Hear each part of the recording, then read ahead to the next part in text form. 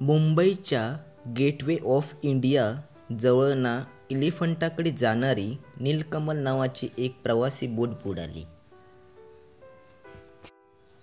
तर मित्रांनो, या दुर्घटनेत मृतांची संख्या आतापर्यंत 13 वरती पोचली हा। यात 3 नौदल कर्मचाऱ्यांचो समावेश हा। यात 101 लोकांचो जीव वाचवण्याचो प्रयत्न केलेलो हा आणि त्याच्यात यश सुद्धा इलेला हा। तर अद्याप काही जण बेपत्ता असल्याची माहिती समोर येता।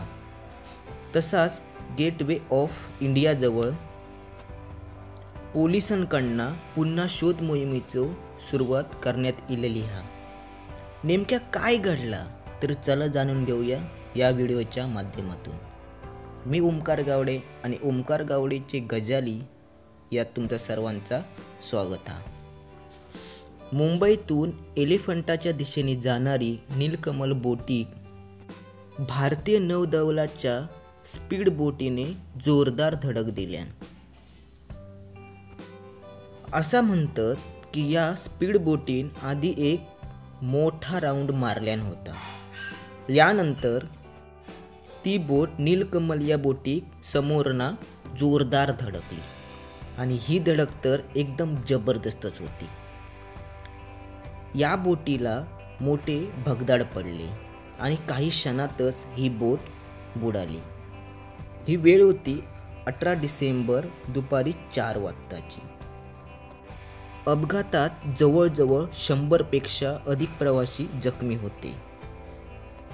या नेव्हीच्या स्पीड बोटाचा नियंत्रण सुटल्याने हा अपघात घडण्याची माहिती समोर येते। नीलकमल बोट दुर्घटनेत 2 प्रवासी अद्यापही बेपत्ता आहेत। 7 वर्षाचा असलेलो जोहान पठाण आणि 43 वर्षीय हंसराज भाटी हे 2 बेपत्ता असत। या अपघातात 13 जणांचा मृत्यू झालो। नेव्हीच्या अधिकाऱ्यांसह एकूण 3 कर्मचारी देखील दगावले गेले अशी माहिती समोर येते। अजूनही या घटनेचा शोध मोहीम तसंच सुरू असा। तर ही घटना 18 डिसेंबर 2024 रोजी घडलेली।